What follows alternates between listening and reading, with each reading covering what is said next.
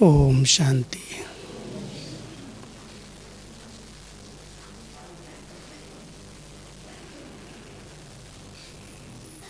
बाबा की ज्ञान रत्नों से सदा खेलने का सौभाग्य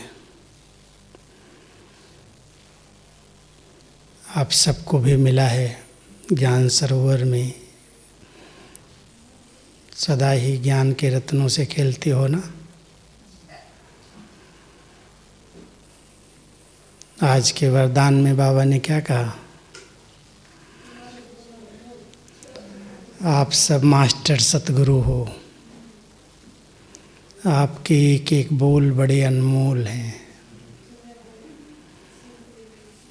ऐसे बोल बोलो जो सुनने के लिए लोग कहें कुछ तो बोलो मेरे लिए।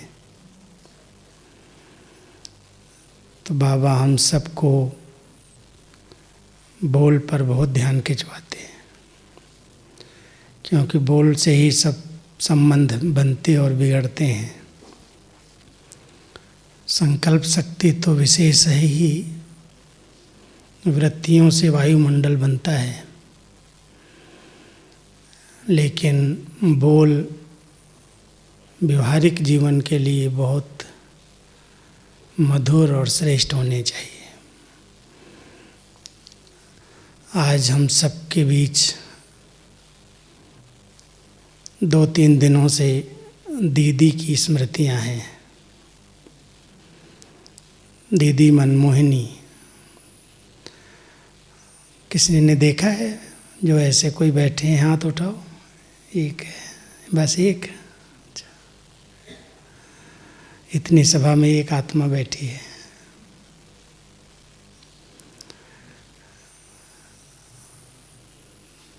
रामानुसार दीदी मनमोहिनी जी, जो इस ईश्वरीय विश्वविद्यालय की एक आधार स्तंभ रही, बाबा जिसको अपना राइट हैंड बना करके बहुत सेवाएं कराई। उनका लौकिक नाम गोपी था, और गोपी जैसी मस्तानी जीवन थी। बाबा एक, बाबा दूसरा, न कोई। लौकिक में बहुत धनाढ्य परिवार से थी। उनके ही लौकिक संबंधियों का एक बॉम्बे में जसलोक हॉस्पिटल अभी भी चलता है।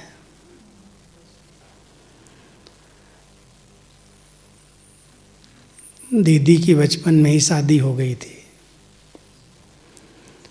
लेकिन जब ज्ञान मिला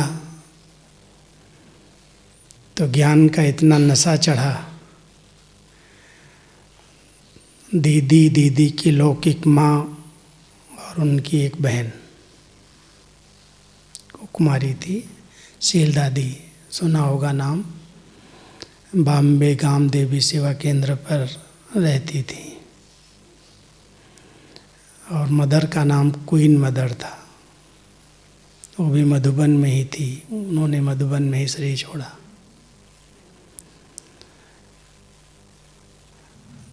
जब दीदी ज्ञान में आई और परिवार सहित बाबा ने उसको बड़ी युक्ति से यज्ञ में रखा।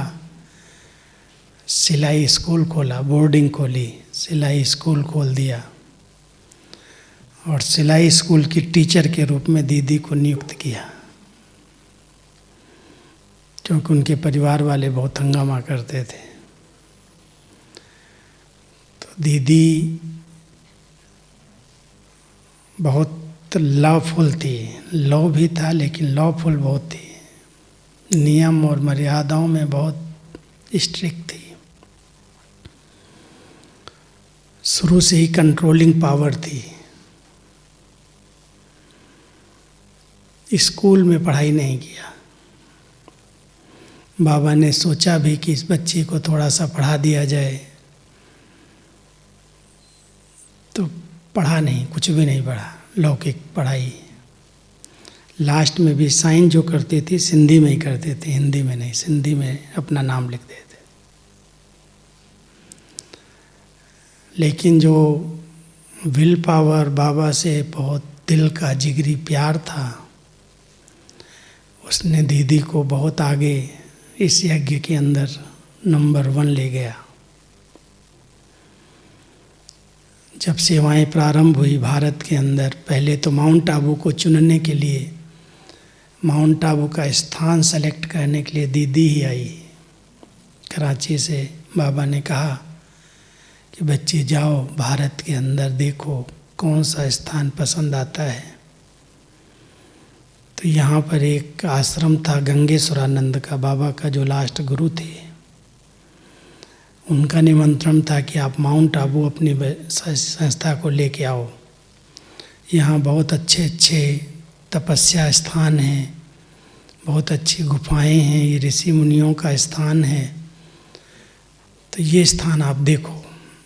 तो बाबा ने दीदी के साथ 1-2 बहनें और भाई भेजे।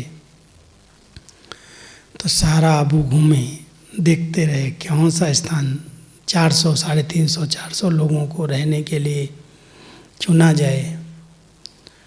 तो सारा आबू, उनको कोई भी स्थान ऐसा नहीं मिला जहाँ सब एक साथ रह सकें। तो लास्ट में जब जाने लगी तो किसी ने दिखाया कि यहाँ पर एक शमशान घाट के पास भरतपुर राजा की कोठी है, बहुत बड़ी है और बंद पड़ी है, आप ये देख लो। तो जब वो देखने गई तो उसमें झांक करके इधर से उधर से कांच के द्वारा देखा, बड़े बड़े कमरे थे, बड़ा हॉल था, वो पसंद आ गया। और दीदी ने उसी समय भरतपुर राजा के साथ संपर्क किया और उसने कहा ले लो, खाली ही है, जो भी देना हो देना, भले रहो आकर के। उसका नाम रखा ब्रज कोठी। और उस ब्रज कोठी में मई 1950 में पूरी ही संस्था कराची से ट्रांसफ़र होकर के यहाँ आई आबू। लेकिन वो 1-2 साल बाबा को बहुत परीक्षाएं लेनी थी, बहुत परीक्षाएं आई यज्ञ के ऊपर, क्योंकि ये लोग गर्म स्थान से, कराची से, समुद्र के किनारे से आए और मई में आए और जून में यहाँ फुल बरसातें शुरू हो गई, आग ठंडी, और किसी के पास गर्म कपड़े नहीं, कोई डॉक्टर नहीं, कोई दवाई नहीं, और जो पैसे भी थे सब स्टीमर में और ट्रेन में सब खर्च हो गए, चल संपत्ति भी नहीं। जो लेकर के सामान आए थे वही था अपने पास, उसको बेचें, उससे खाएं, और कोई देने वाला लेने वाला कोई मददगार नहीं। तो 1-1.5 साल जो परीक्षाएं चली, खाने पीने की, रहने की, बीमारी की, बहुत सारी बातें आई। तो उसमें सब जो कच्चे थे थोड़ा सा, जिनको निश्चय कम था कि शिव भगवान का ये कार्य है और वही हम सबके लिए कोई पेपर लेकर के आया है, वो तो हिल गए। उन्होंने सोचा अभी हम एज है, कमा सकते हैं। और लौकिक संबंधी भी जो यहाँ भाग के पहले आ गए थे 47 में पार्टीशन के समय, वो बुलाना शुरू किया कि आप यहाँ आ जाओ, यहाँ आ जाओ। वो तो सोचते थे कि ये संस्था भी टूट गई। लेकिन ये तो शिव बाबा का नॉलेज, शिव बाबा की लीला थी, प्रभु लीला थी।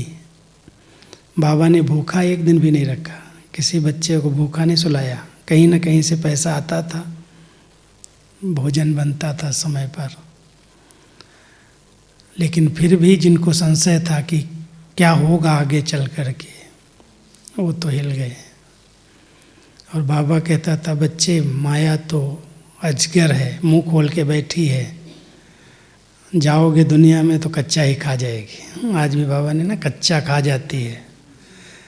थोड़ा सा कोई विपरीत बुद्धि हुआ, बाबा की ग्लानि कराई, संशय बुद्धि बना, तो माया तो मुंह खोल के बैठी है, कच्चा खा जाएगी। तो उस समय भी बहुतों को कच्चा खा गई। लेकिन जो बहुत पक्के थे, दीदी थी, दादी थी, दादी प्रकाश मणि, और भी चंद्रमणि दादी, शांतामणि दादी, इन्होंने कहा जो बाबा कहेगा। जैसे रखे, जिस हाल में रखे। तो बाबा ने कहा, बच्ची तुमको तो इतने ज्ञान रतन दिए हैं, इन रत्नों को बांटो, वो धन तो इसके पीछे अपने आप आ जाएगा।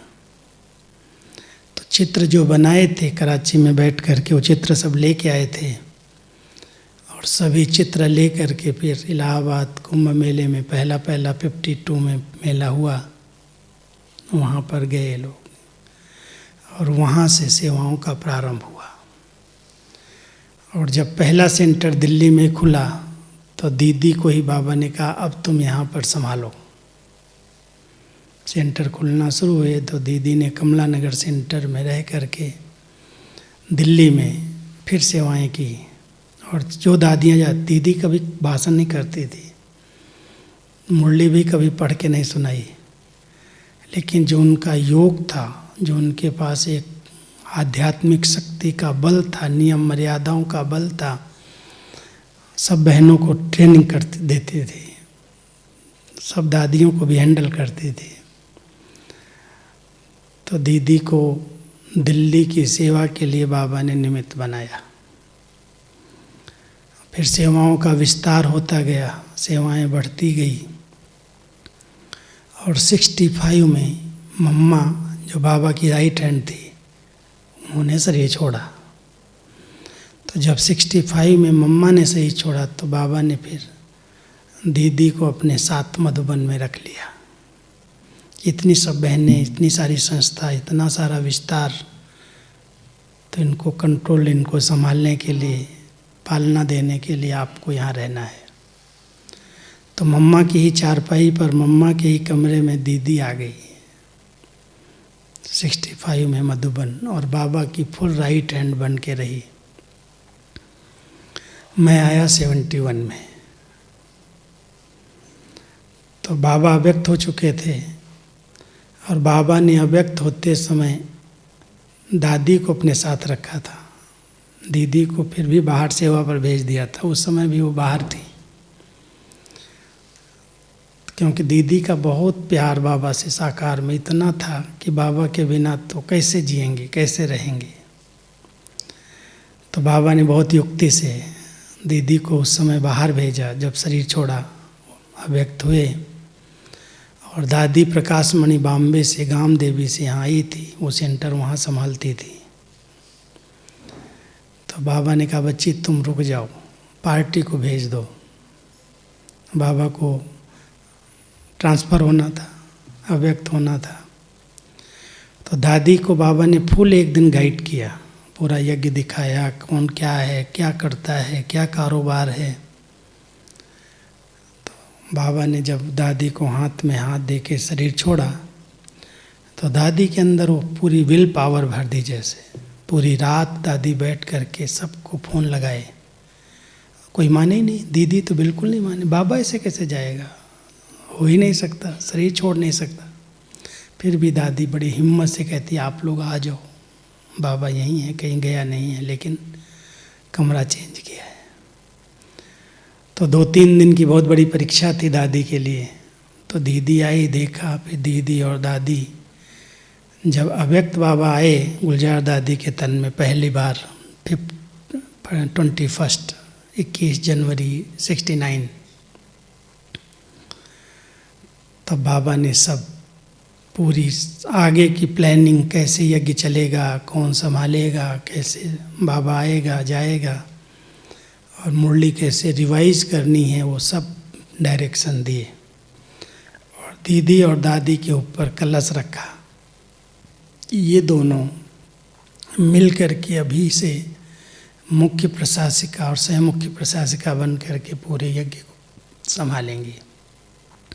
कोई भी जवाबदारी, कोई भी बात पूछनी हो, जैसे साकार में बाबा थे, ऐसे अभी साकार में दीदी दादी संभालेंगे। तो वो जो जोड़ी बनाई बाबा ने 69 में, वो ऐसी जोड़ी बनी जो कहते थे शरीर 2 हैं, आत्मा 1 है। एक ने कहा, दूसरे ने हाँ जी किया, कभी एक दूसरे की बात को कट नहीं किया। बहुत आपस में रिस्पेक्ट, रिगार्ड।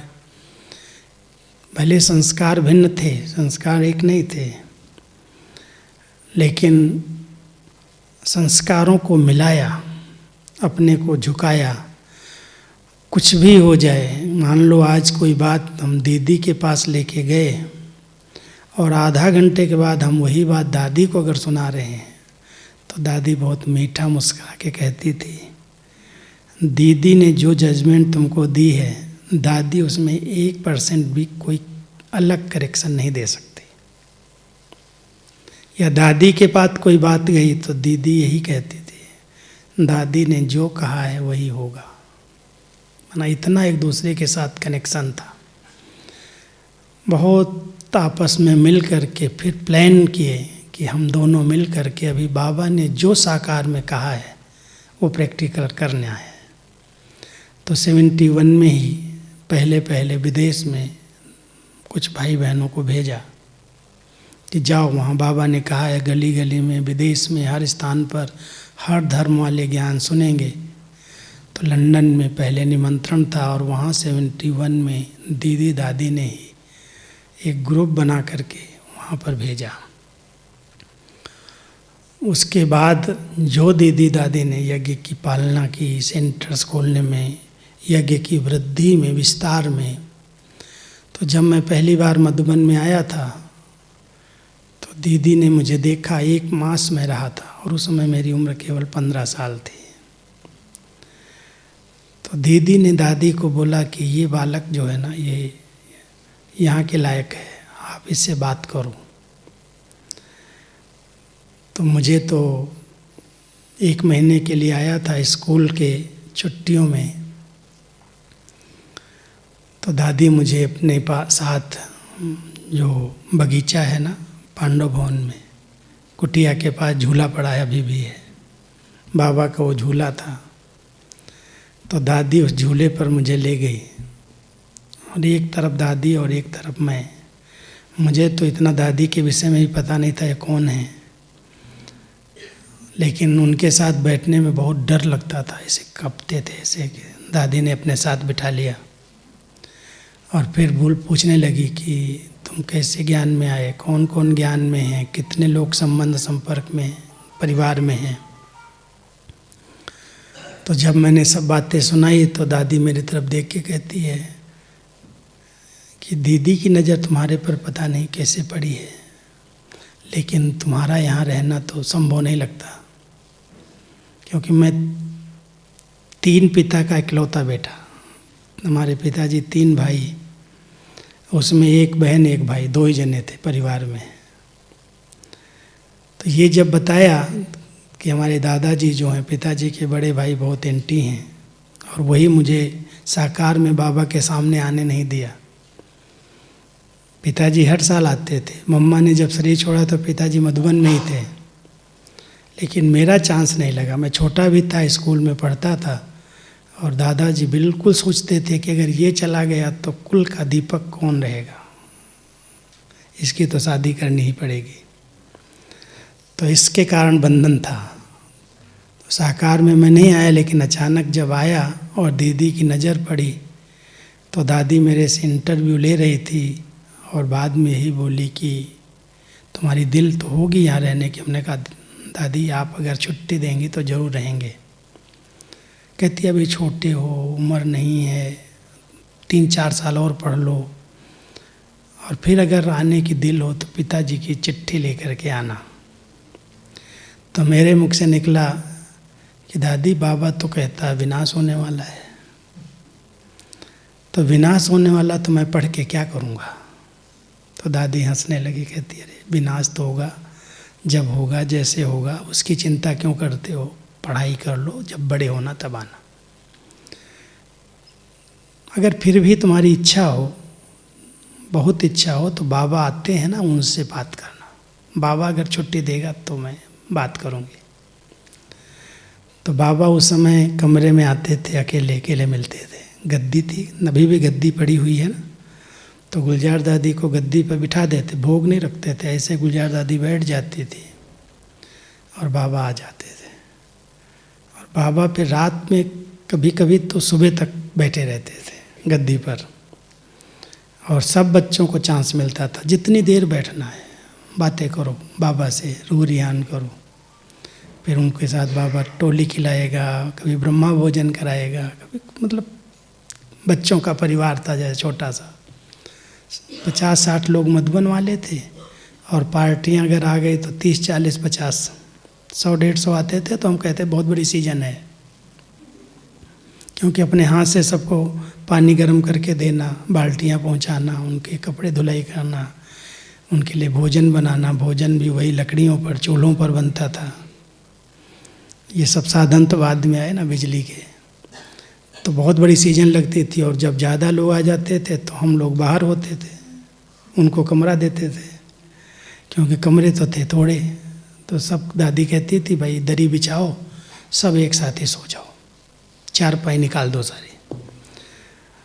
तो दीदी दादी तो बहुत पालना देने में नंबर 1 थी, और सब चीज़ें स्थूल होते भी बहुत प्यार से एक एक चीज़ सिखाती थी। तो जब मैं गया 1 साल के लिए और फिर अचानक आया, 1 साल में वापस आ गया चिट्ठी लेकर के पिताजी के। उनको बहुत निश्चय था कि विनाश तो होने वाला है, और ये भगवान कह रहा है, इसलिए अगर ये मेरे बच्चे सेवा में लग जाएं तो इससे बड़ा भाग्य और क्या होगा। तो उन्होंने बड़े प्यार से मुझे चिट्ठी लिख के दी, क्योंकि 71 में जो लड़ाई हुई ना हिंदुस्तान पाकिस्तान की, बांग्लादेश वाली, तो उस समय ऐसे लगता था बस अभी तो विनाश हुआ कि हुआ। शाम को 6 बजे सायरन बज जाता था, ब्लैकआउट हो जाता था, हम स्कूल में पढ़ने जाते थे, कोई लाइट नहीं जला सकता, सब खिड़कियों पर भी, वो वेंटिलेटर पर भी काला कपड़ा बांधो, बाहर रोशनी नहीं जानी चाहिए। तो ऐसे लगता था बहुत, सायरन बजा माना सब कमरों में घर में कि अब विनाश हो गया। बस बाबा तो 76 बोलता, अभी 71 में ही हो जाएगा। तो फटाफट हमने कहा जैसे भी करे, हाई स्कूल का पेपर दिया, और लास्ट दिन ही पेपर दिया और ट्रेन पकड़ी पत्र लेकर के, मधुबन आ गया। दादी देख करके कहते तुम आ गया, कैसे आ गया, छुट्टी मिली तुमको इतना। तो मेरे पास चिट्ठी थी, दिखाई तो दादी गेट पर ही पढ़ने लगी चिट्ठी, और पढ़ कहती अच्छा तुम्हारे पिता को इतना निश्चय है, अच्छा भले रहो, सेवा करो, जाओ। तो मुझे सेवा दी बिस्तर डिपार्टमेंट में, आवास निवास में। वहाँ एक माता जी थी, शांति माता नाम था, वो संभालती थी पूरा आवास निवास। और हमारे पाठक जी हैं, साबुन फैब सब डिपार्टमेंट संभालते हैं नीचे शांतिवन में। तो यही दोनों थे, और मुझे उनके साथ सेवा में लगा दिया। और उस समय जब पार्टी आती थी तो आपको मालूम होगा सारा सामान लेके आती थी। मधुबन में बिस्तरा नहीं था, तो होल डाल बड़े बड़े लाती थी, और बाल्टी हर एक लाती थी। हर एक को लिखा जाता अपना बाल्टी और मग अपना लेके आना, बाल्टी मग सारा सामान और पूरा बिस्तरा सब ले करके आते थे पार्टी। और गाड़ी मधुबन में नहीं आती थी, गाड़ी आती थी बस अड्डे तक, और वहाँ से सारा सामान बैलगाड़ी में आता था। तो बैलगाड़ी से सामान उतारना, फिर उनके कमरों में पहुँचाना, बहुत मेहनत वाली सेवा थी। और इसके साथ साथ एक सेवा नहीं थी, धोबी घाट भी करना है, रोटियां भी बनानी है, सफाई भी करनी, मजदूर तो थे नहीं घर में। तो सब सेवाएं करते बच्चों जैसे सबके बीच में रह करके। लेकिन मेरे अंदर एक लगन थी कि मैं स्कूल से आया हूँ, मैं कुछ सीखूं। तो मैं एक दिन, दीदी और दादी अचानक बीमार पड़ी 72 लास्ट में, और मैं आया था अप्रैल में। तो जब बीमार हुई तो दोनों के दोनों बॉम्बे में इलाज कराने के चली गई। और उस समय सारे परिवार का बहुत प्यार था, दीदी दादी ने संभाला था बाबा के बाद कि भाई इनको कुछ नहीं होना चाहिए। तो जब वो बॉम्बे में गई तो वहाँ से सबको बोलती थी फ़ोन पर कि आप लोग जो आना चाहो मिल सब आ जाओ, ग्रुप में आओ, दादी दीदी से मिल के जाओ, बॉम्बे घूम के जाओ। तो मधुबन वालों को थे तो थोड़े ही, 4-4, 5-5 लोग जाते थे। लेकिन जो भाई टाइप करता था उसको छुट्टी नहीं मिली, क्योंकि अगर टाइप बंद हो जाएगी, टाइप नहीं होगी मुरली, तो सारे ब्राह्मणों की कंप्लेन आएगी। इसलिए टाइप करने वाले को छुट्टी नहीं मिली। और उसके साथ कोई साथी तो था नहीं दूसरा, मैं ही बैठा था बाजू में। जब उसको छुट्टी नहीं मिली तो थोड़ा निराश लग रहा था, उदास हो गया कहता सब लोग तो बॉम्बे जा रहे हैं, मुझे छुट्टी नहीं मिल रही। क्यों नहीं मिल रही? क्योंकि यहाँ टाइप करने वाला दूसरा नहीं है। तो मैंने कहा मुझे सिखा देना। ऐसे ही मैंने बोला मुझे सिखा दो। कहता सिखा कैसे दूँ, टाइप एक है, ख़राब हो जाती है तो उसको बनाने के लिए कभी अजमेर ले जाना पड़ता है, कभी अहमदाबाद, और ख़राब हो जाएगी तो मेरे ऊपर डांट लगेगी, मुरली नहीं जाएगी। फिर भी मैं पूछता हूँ। तो दीदी से फ़ोन पर पूछा, क्योंकि दीदी कंट्रोलर थी यज्ञ की। तो जब दीदी को बोला कि दीदी एक यूपी से भाई आया है, हिंदी बहुत अच्छी है, मैं इसको टाइप सिखा दूँ, तो वहाँ से जवाब आता है कि उससे पूछो तुम सिंधी सीखेगा पहले, टाइप तो सीखना सहज है, सिंधी सीखो पहले। सिंधी के बिना टाइप करके क्या करेगा? क्योंकि सब दादियों की, बाबा की जो राइटिंग है हिंदी ही, लेकिन लिखत लिपि जो है सिंधी है। तो मुझे तो बड़ा संकोच हुआ कि मैं तो यूपी से हूँ, हिंदी वाला हूँ, सिंधी कैसे सीखूँ? तो हमारे दादा थे, विश्व रतन दादा, उन्होंने कहा क्या बड़ी बात है, तुम मेरे पास आओ, मैं सिखाता हूँ, सिंधी सिखा दूँ। तो मैं रोज़ उनके पास 1 घंटा जाता था, और 1 घंटे में मुझे रोज़ काखा गागा ही सिखाते थे, लेकिन लिपि सिखाते थे, सिंधी लिखना पढ़ना सब कुछ उन्होंने 1 हफ्ते में मुझे सिखा दिया, और मैं लिखने लगा। तो उसके बाद उसने भाई ने सीधा ही टाइप करना सिखाना शुरू कर दिया, तुम टाइप भी सीखो, अभी सिंधी सीख गया। तो जब दीदी वापस आई बॉम्बे से, तो मुझे बुलाया कि तुमने सिंधी सीख लिया? हाँ दीदी सीख लिया, 73 की बात है ये। तो सिंधी सीख लिया तो मेरे को अपनी डायरी दिया, क्योंकि दीदी की एक नेचुरल हॉबी थी मुरली के नोट्स लेने की। रोज़ डायरी पेन हाथ में रहता था। दादी जी मुरली सुनाती थी, सोफ़ा नहीं थे, कुर्सियाँ नहीं थी, गद्दी पर बैठ के दादी मुरली सुना रही है, और दीदी सामने बैठ कर के सारी मुरली को प्रश्न उत्तर में अपनी शॉर्टहैंड बनाई थी, अपनी लैंग्वेज थी, वो लिखती थी। और जब मुरली पूरी हो जाती तो सारे क्लास को कहते थे अभी मैं फेल करूँगी, जो पास हो जाएगा उसको डबल टोली मिलेगी, और जो फेल हो जाएगा उसकी टोली आज बंद। और हम सब होते थे, बड़े भाई हमारे एक तरफ विश्व रतन दादा, आनंद किशोर दादा, चंद्राज दादा, निर्वैर भाई, ये सब लाइन में ऐसे बैठे हैं, और हम लोग भी सब नीचे दीदी के पीछे। तो बड़ी चिटचैट होती थी आधा घंटा मुरली के बाद, ज्ञान रत्नों से खेलना, इसको कहते थे बैडमिंटन। हम आपके तरफ फेंकते हैं, आप हमको जवाब दो।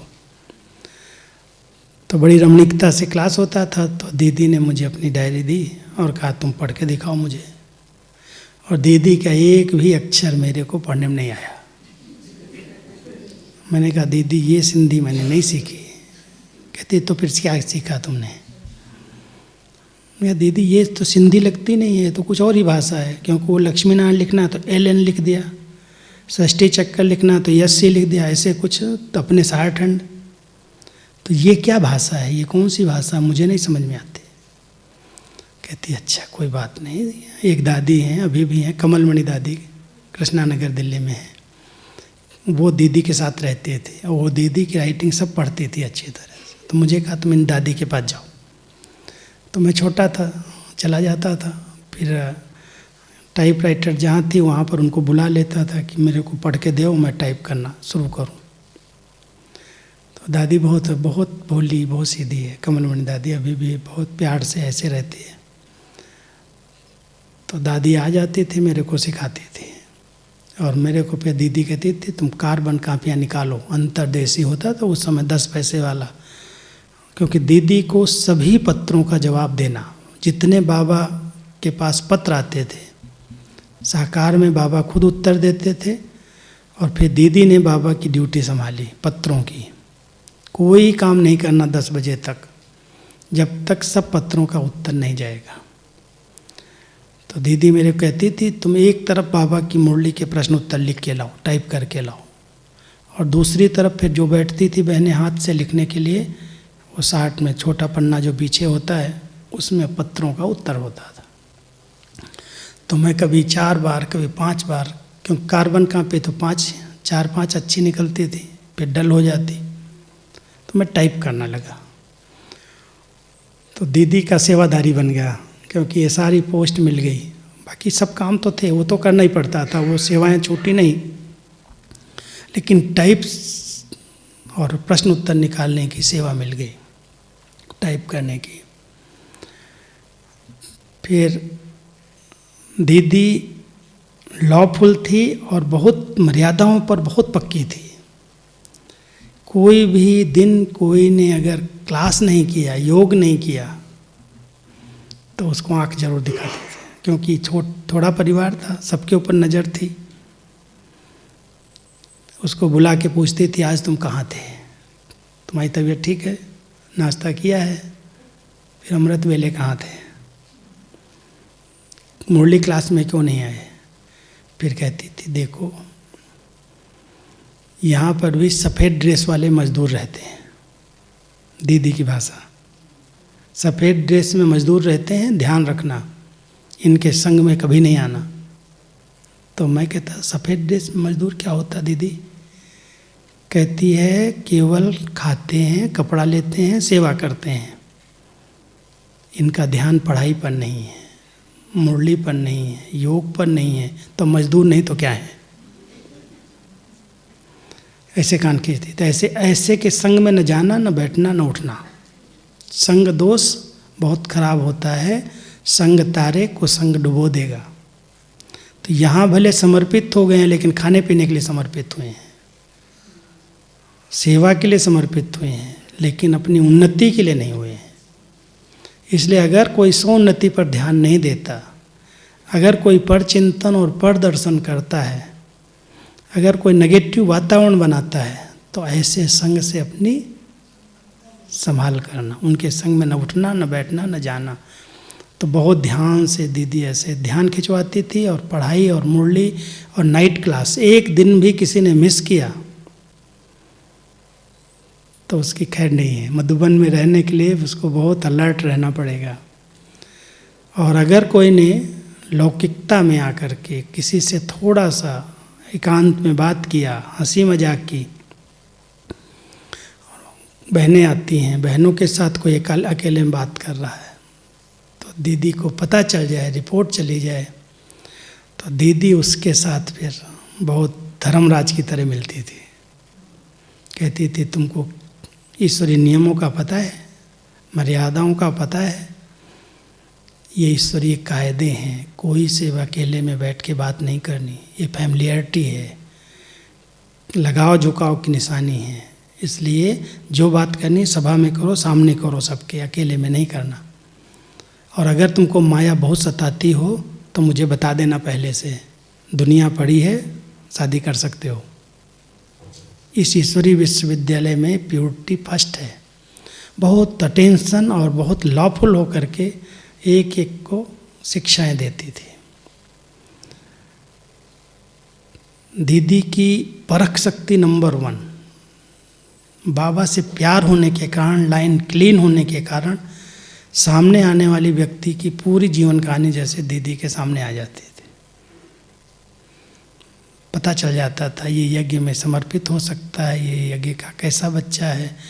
पालना देती थी, लेकिन नियम और मर्यादाओं में बहुत दृढ़ थी। पालना तो ऐसे देती थी, मान लो कोई आज दीदी ने कोई बात कही, क्योंकि जो समर्पित थे उन्हों कहा जाता था, भाई बाहर के नहीं थे, नौकर नहीं थे, सेवादारी थोड़े बहुत आ जाते थे मदद करने, लेकिन एक कुछ कायदे बनाए थे। जैसे अनाज आता था, तो अनाज को कोई मजदूर बोरियां उठाएगा नहीं, बाहर वाले की नज़र नहीं पड़नी चाहिए। और जितना अनाज गेहूं आता था उसकी सबकी धुलाई जरूर करनी। पहले धोते थे, शांति स्तंभ पर सुखाते थे, फिर बोरियां भरते थे छोटी छोटी बोरियों में, और फिर जमा करते थे। तो हम सब भाइयों की ड्यूटी लगी हुई थी, अनाज धोना है, सुखाना है, फिर जमा करना स्टॉक में। चावल आ गए तो उनको चांदनी रात में सुखाना है, डालना है चांदनी में, जिससे उनमें 2 कीड़े पड़ते हैं और निकल जाएं, भाग जाएं शीतलता में। तो ये सब सेवाएं करते। और रात को अगर मान लो कहीं थोड़े से बादल दिखाई दिए और दीदी दादी को पता चला, पहले पर तो भाई रहते थे, कि अभी सीटी बजाओ, सबको उठा दो, सब रात में आ जाए, सब उठाओ, अभी अभी भरो, अभी अभी अंदर करो। हाँ जी, कोई ना नहीं कर सकता, एक भी एब्सेंट नहीं हो सकता। ऐसे नहीं मैं तो सोया रहेगा, क्योंकि उसको उठा के ले आओ। तो सब के सब एक्यूरेट, अलर्ट, और उनके साथ दीदी दादी मिल के करती थी। खुद भी ऐसे नहीं वो सो गई जा करके, वो ऑर्डर कर दिया, नहीं, खड़े हैं, साथ में हैं। और जिसने किया, एक दिन की बात सुनाता हूँ, हमारे पास एक टेलर आया, टेलर डिपार्टमेंट अलग थी। भाई बॉम्बे से आया टेलर, तो दीदी ने कहा उनके साथ इनको ऐड नहीं करना, तुम्हारा ड्यूटी है, अपने साथ रखो, अलग से इससे सिलाई कराओ, अपने पहले कपड़े सिलाई कराओ, चेक करो इसको कैसा है, उनके साथ नहीं जाने देना, क्योंकि वो लोग बहुत डिसमिस करते हैं, काम नहीं करते बराबर। तो उसको मैंने कंपनी दिया। तो एक दिन अचानक बोलती है, लिटरेचर डिपार्टमेंट में अभी रमेश भाई है ना, उनको, वो थे मेरे साथ, कहती है मुझे कल शाम को, बोलती है मुझे कल 100 नेपाली चादर गिफ्ट में देनी है, कपड़ा आया हुआ है, तुम्हें सिलाई करनी है। तो मैं बोल के रखा था, देखो ना नहीं करना है कभी भी। दीदी दादी को हाँ जी किया, दुआएं ले ली। यज्ञ में बड़ों को कभी ना नहीं करना, और मैंने तो यही सीखा। उन्होंने कोई भी काम के लिए मुझे बोला, कैसा भी हो, उनको ये नहीं कहा मुझे नहीं आता है, मैं नहीं कर सकता हूँ, हाँ जी हाँ जी। उससे क्या है, उनका बहुत स्नेह, बहुत दुआएं, और जैसे उनका हाथ मिला ऊपर से, बच्चा बड़ा आज्ञाकारी है, हाँ जी तो करता है। तो उस हाँ जी की विशेषता से आज बाबा ने मुझे यहाँ तक बिठाया है। तो उस भाई को मैंने बोला, देखो ना नहीं करना, 100 चादरें हैं, हम बताते हैं कैसे हो जाएंगे। तो जो हमारे भाई थे, थोड़ा बहुत सिलाई का काम जानते थे, चादरें तो सीधी सीधी सिली जाती। हमने कहा तुम सेट करके लगा के दे देना इनको, और इन सबको रात भर बिठाते हैं। तो 4-5 भाई टेलर डिपार्टमेंट में अलग से बिठाए, और सचमुच उन्होंने रात को शुरू किया, सुबह 7 बजे बंद करके तैयार कर दिया। 100 चादरें तय करके, प्रेस करके, सिलाई करके रख दिया 3-4 भाइयों ने। तो दीदी क्लास में जाने के पहले चक्कर पर निकली, और उनको बाहर देख करके कहती है, तुमको सेवा दी थी, कब करोगे तुम, मुझे तो 10 बजे चाहिए। तो उन्होंने कहा दीदी हो गया। हो गया? कब किया? तो उसने बोला दीदी रात भर बैठ के किया। अच्छा, वाह, खुश हो गई बस। अच्छा, लच्छू दादी हाथ में पकड़ के चलती थी साथ में, लच्छू जाओ अभी इनको बादाम की बोरी लाओ, बादाम की बोरी देंगे हम इनको। बादाम की बोरी, वो भाई सुना, दादी बादाम की बोरी क्या करूँगा? वो समझा बोरी माना कोई बड़ी चीज़ आ जाएगी। तो लच्छू दादी गई, एक थोड़ी पाव भर, 1-आधा किलो बादाम की पैकेट ले करके आई, बोरी है, लो आप लोग सब मिल करके खाना, जिन्होंने सेवा की है बादाम खाना, रात भर सेवा की है ना। कभी बादाम का हलवा खिलाएगी, कभी कुछ चीज़ खिलाएगी। कोई भी अगर सेवा हुई अच्छी, उनका कहना किसी ने मान लिया और समय पर हो गया, तो प्यार दुआएं बहुत मिलती थी। और उसी से यज्ञ चला। जो भी सेवाएं हुई, 11 साल तक जब तक दीदी रही है तब तक सब कुछ मैनुअल था। कोई इलेक्ट्रिक के साधन नहीं थे, कोई भी स्टीम सिस्टम नहीं थी। हाँ, लकड़ी से कोयला आ गया था, कोयले पर खाना बनने लगा था, कोयले के चूल्हे जलाते थे, रोटियां तवे पर, बड़ी बड़ी तवे पर डाल के बनाते थे। धोबी घाट वैसे ही चलता था 83 तक। लेकिन ओम शांति भवन का बनना, बाबा का पार्ट चेंज हुआ, और यज्ञ की जो बिगड़ी पार्ट था वो भी चेंज हो गया। ओम शांति भवन बहुत मेहनत और इकोनॉमी से बना। रोज शाम को दादी दीदी पहुंच जाते थे। बहुत पहाड़ियाँ थी, चट्टानें थी, मजदूर नहीं, इंजीनियर नहीं, बाहर के कोई भी, मधुबन वालों को ही करना है। सेवादारी आते थे, वही मदद करते थे। क्लास नहीं होते थे हम लोगों के, जो आ जाए सुबह मुरली सुन लिया, बाकी सब दिन सारा दिन चाल पर चलो। तो दीदी दादी को रहता था, जो सेवाएं कर रहे हैं उनको खूब अच्छी तरह से खातिरी जरूर करो, चाय वहाँ रख दिया, पकौड़ा बनवा दिया, सब कुछ कर दिया। और फिर हम सबको जाते पत्थर तोड़ते थे और फिर सब लाइन में खड़े होते, तब दादी भी खड़ी होती, दीदी भी खड़ी होती, सब ऐसे एक दूसरे को देते थे, एक दूसरे को, दूसरे ने तीसरे को, पूरा स्थान साफ करते थे। फिर वही पत्थर चुनाई में लगा देते थे। चुनाई करने वाले कुछ भाई थे। ओम शांति भवन सब भाई बहनों ने, मधुबन वालों ने मिलके बनाया। इसलिए ओम शांति भवन जैसा वायुमंडल अभी तक कहीं नहीं है। वो स्नेह, वो खुशी, वो आनंद। और ड्रामा अनुसार वो जो ऊंचा ताज जैसा बना ना, उसके पीछे भी रहस्य थे। क्योंकि पहाड़ी थी तो पहाड़ी को नहीं तोड़ने का नोटिस आ गया। कलेक्टर यहाँ थोड़ा ऐसा था, उसने कहा बिल्कुल कोई भी पहाड़ी तोड़ना नहीं, बनाना भले बनाओ। कैसे बनेगी भाई, पहाड़ी नहीं टूटेगी तो जितना हम लोगों ने तोड़ पाया, बराबर किया, उतना किया, ऊंचाई पर चला गया। तो दूसरे 2 मंजिल इधर निकल आए। एक नीचे बाथरूम सारे बने हुए, स्टोर बने हुए हैं, उसके ऊपर बाबा का कमरा, लाइब्रेरी बनी हुई है, उसके ऊपर ओम शांति भवन बना है। जितना तोड़ सके उतना टूटा, बाकी सब पहाड़ी के हिसाब से सेट किया गया। ये लास्ट भवन मैं समझता हूँ मधुबन निवासियों के हाथ का बनाया हुआ है। दिसंबर में दीवार नहीं खड़ी है और फरवरी में उद्घाटन होना है। आप समझ सकते हो उसके लिए कितनी मेहनत करनी पड़ेगी। फरवरी की डेट फिक्स हो गई और उसका उद्घाटन करने के लिए यूनाइटेड नेशन से असिस्टेंट सेक्रेटरी जनरल आना है।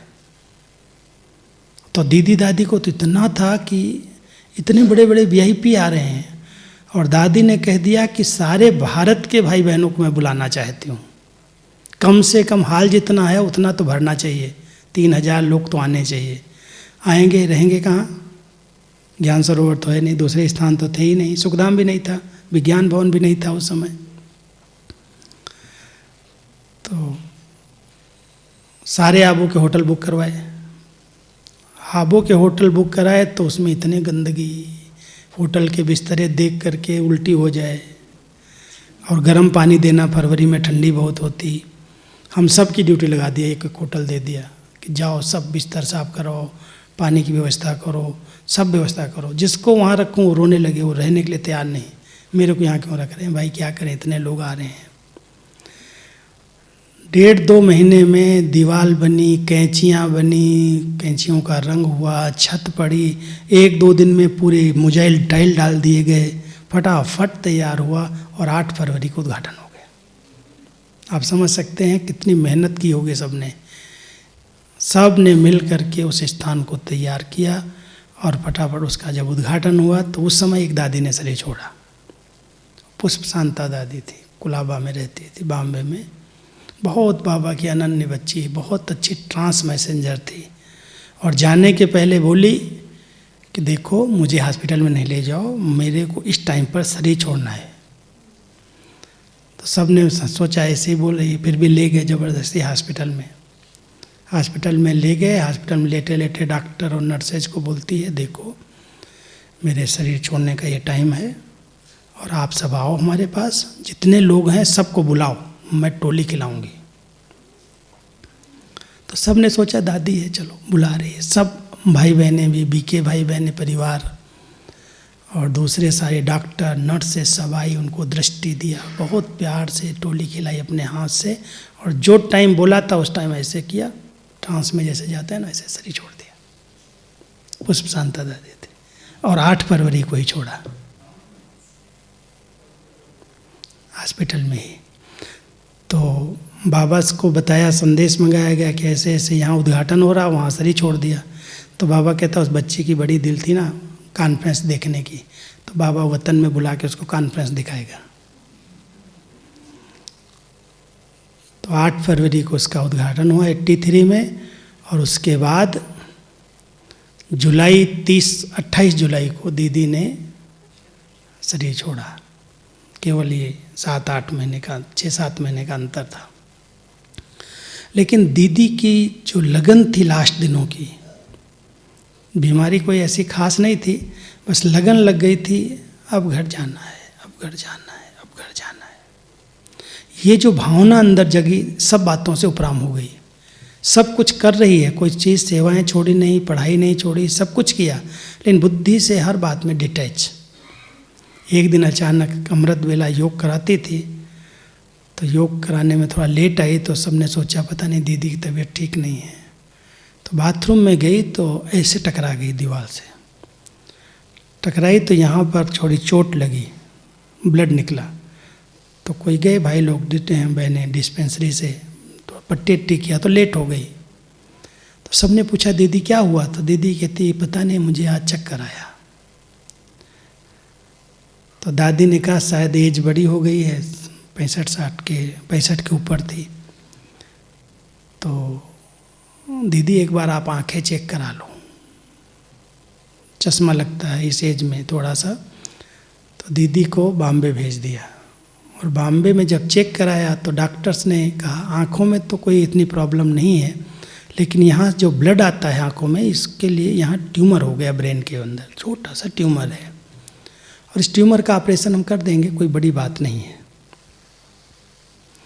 लेकिन दीदी को तो उपराम थी और बिल्कुल अलग थी, तो अंदर लगता था ये ऑपरेशन। दादी गई, फिर गुलजार दादी बुलाया, सबको बुलाया, इसके पहले ऑपरेशन में जाने के पहले सबको बुलाया, और बाबा भी उनको छुट्टी देने आए बॉम्बे में, गुलजार दादी में आए, उनको छुट्टी दिया। और दीदी का जो ऑपरेशन हुआ उसके बाद दीदी कॉन्शियस में नहीं आई, कोमा में ही चली गई। और ऐसी कोमा में गई जो आँख खोलती थी लेकिन जैसे कुछ पता नहीं है, 19-20 दिन कोमा में ही रही। आज ठीक हो जाएगी, कल ठीक हो, डॉक्टर को विश्वास था कुछ नहीं होगा, कुछ नहीं होगा। और लास्ट 28 जुलाई को जब मधुबन में भोग लग रहा, गुरुवार था, तो यहाँ संदेशी जो भोग लगा रही थी उसने वो दृश्य देख लिया कि दीदी अभी शरीर छोड़ रही है। अचल दीदी थी चंडीगढ़ की, भोग लगा रही थी, और आई जब भोग से वापस तो रोने लगी, संदेश नहीं सुनाया। तो सबने बोला क्या हुआ, कोई बताया ही नहीं। तो वो बोले बाद में कि आज मैंने देखा कि कोई ऐसे बॉडी पड़ी है, उसके ऊपर बहुत सारे फूल चढ़ रहे हैं, बहुत कुछ हो रहा है, और ऐसे कह के रोने लगी। उसको पता चल गया दीदी ने सही छोड़ दिया है। नाम नहीं लिया लेकिन ऐसे ऐसे दृश्य बताया, और आधा घंटे के बाद समाचार आ गया कि दीदी ने शरीर छोड़ दिया। अब 27-20-21 दिन हॉस्पिटल में कोमा में होने का, दवाइयाँ भी थी, सब चीज़ें थी, तो डॉक्टर ने कह दिया कि इस बॉडी को अभी अधिक दिन नहीं रख सकते, इसलिए आप कहीं नहीं ले जा सकते हो, यहीं इसका संस्कार करना होगा। अब मधुबन वालों का इतना प्यार, इतना सबकी पालना, सारे भारत से फ़ोन, मुझे तो दीदी से मिलने जाना, बॉम्बे में कैसे जाएंगे सब। तो एक दिन तो बड़ी हलचल हुई। तो दादी ने, उस समय जानकी दादी दीदी के साथ थी वहाँ पर बॉम्बे में ही, जानकी दादी को फ़ोन किया। दादी ने डॉक्टर्स को समझा दो कि उनको मिलने वाले, उनके दर्शन करने वाले बहुत हैं, इसलिए बॉडी जैसी भी है आप ठीक करके दो, मुझे ले जाना है आबू। तो वहाँ से फिर 30 तारीख सवेरे यहाँ लेके आए, और यहाँ पर तो इतनी भीड़ हो गई, इतने चारों तरफ से लोग आए। फिर उनको दोपहर में विदाई दी, पांडव भवन से संस्कार हुआ, और शाम को बाबा आए, और बहुत हलचल, ब्राह्मणों के अंदर तो बहुत सारे प्रश्न थे। फिर बाबा ने एक एक बात का उत्तर दिया कि ये भगवान और भगवती दोनों का दोष नहीं है। भगवती डॉक्टर का नाम था, न भगवान का दोष है न भगवती का दोष है, ये तो बाबा की प्लानिंग है। उसको नई दुनिया की स्थापना के लिए एडवांस पार्टी में जाना था, जो आपको प्यारी हो बाबा को भी प्यारी है, इसलिए कोई संकल्प नहीं चलाना। सबके संकल्प शांत किए और संस्कार हुआ। बाबा आए, बाबा ने मुरली चलाई, और उसके बाद दादी जानकी को कहा रहेगी विदेश में ही, लेकिन सह मुख्य प्रशासिका के रूप में रहेगी, और दादी यहाँ रहेगी, इनके साथ चंद्रमणि दादी, मनोहर दादी, ये सहयोगी रहेंगे। तो वो दादी यहाँ रही। फिर तो जैसे चला वो तो आप सब जानते हो, दादी ने फिर कैसे बहुत पावरफुल सब यज्ञ को अपने हाथ में संभाला, ज्ञान सरोवर बनवाया, शांतिवन बनवाया, इतना विस्तार किया। फिर दादी 2007 में गई। दीदी के बाद दादी के ऊपर बहुत सारी जिम्मेदारियाँ आई।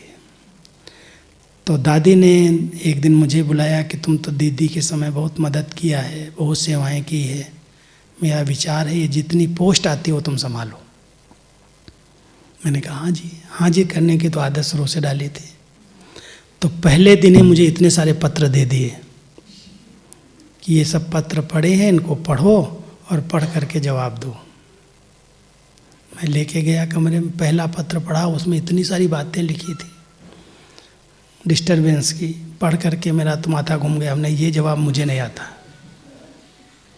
दादी ने कहा अच्छा शाम को आओ मेरे पास।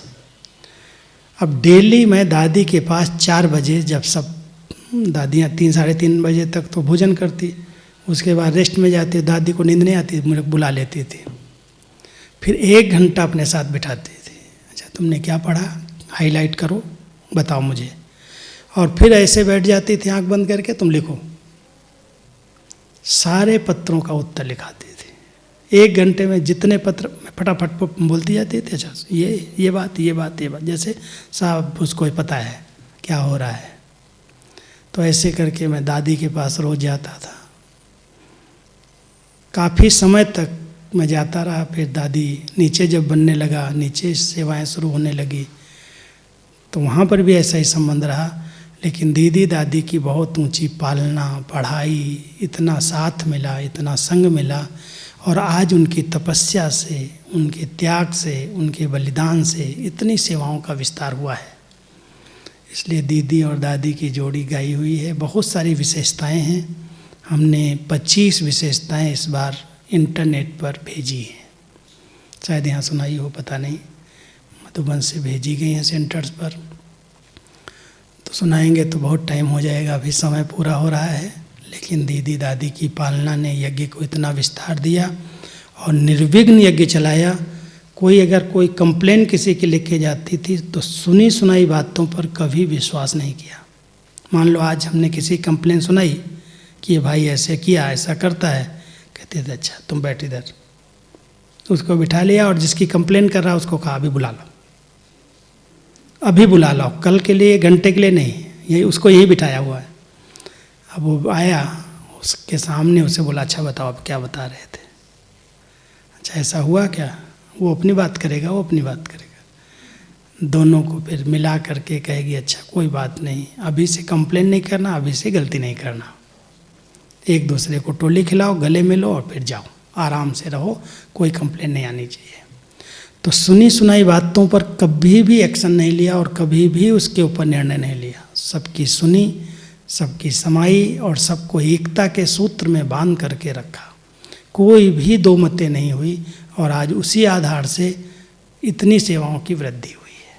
ठीक है, तो हम सब दीदी दादी की पालना का रिटर्न दें, एकता के सूत्र में एक दूसरे को समझ के, रिगार्ड देखकर, उनकी विशेषताओं को देख करके बाबा के कार्य में कोई विघ्न न पड़े। जिस बाबा ने इतनी जीवन अच्छी बनाई है, इतना हमें महान बनाया है, कम से कम बाबा की पालना का रिटर्न बाबा को हम अपनी चलन और चेहरे से प्रत्यक्ष करके ही दें। यही बाबा चाहता है। ओम शांति।